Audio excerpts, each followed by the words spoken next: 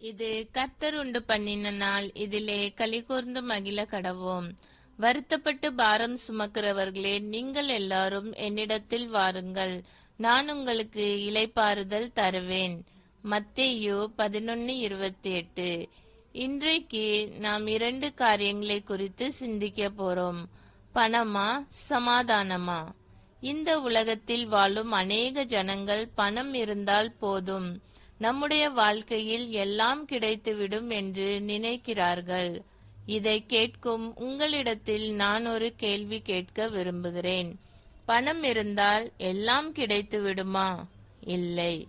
எத்தனையோ மனிதர்களிடத்தில் பணம் இருந்தாலும் அவர்கள் குடும்பத்தில் சமாதானம் இருப்பதில்லை. ஏனென்றால் வியாதி, குடும்ப பிரிவினை, குழந்தையின்மை, திருமண தடை, போதை பழக்கங்கள் போன்ற பல பிரச்சனைகளால் சமாதானத்தை இழந்து தவிக்கும் குடும்பம் அநேகம். உங்கள் குடும்பத்திலும் சமாதானம் இன்றி காணப்படலாம். எல்லா பிரச்சனைகளும் மாறி சமாதானத்தை பெற்றுக்கொள்ள ஒரு வழி உண்டு. அந்த வழியின் பெயர்தான் இயேசு கிறிஸ்து. ஆம், அவர்தான். அவர் சொல்லி இருக்கிறார், உங்களுக்கு சமாதானத்தை உண்டு பண்ணும் ஆக்கினை என்மேல் வந்தது. ஏசாயா 53:5.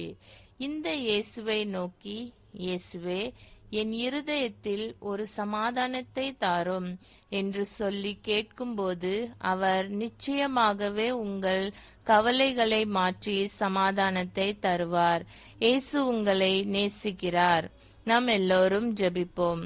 அன்பின் பரலோக பிதாவே, உண்மையான சமாதானம் உலக பொருட்களில் இருந்தோ பணத்தில் இருந்தோ கிடையாது என்பதை நினைவு பூட்டுகிறதற்காய் நன்றி.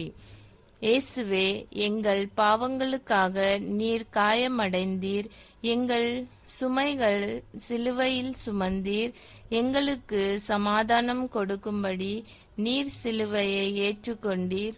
எங்கள் கவலைகளையும் நோய்களையும் உடைந்த உறவுகளையும் உம்முடைய பாதத்தில் வைக்கிறோம். எங்கள் இதயங்களை தொடும், எங்கள் வாழ்வை குணமாக்கும். உமது நிரந்தர சமாதானத்தால் எங்களை நிரப்பும். உமது வாக்குத்தத்தங்களின் நம்பிக்கையுடன் உம்மை நோக்க கிருபை தாரும். இயேசுவின் நாமத்தில் ஜெபிக்கிறோம். ஆமேன். இந்த நாள் இனிய நாளாக அமைய வாழ்த்துக்கள்.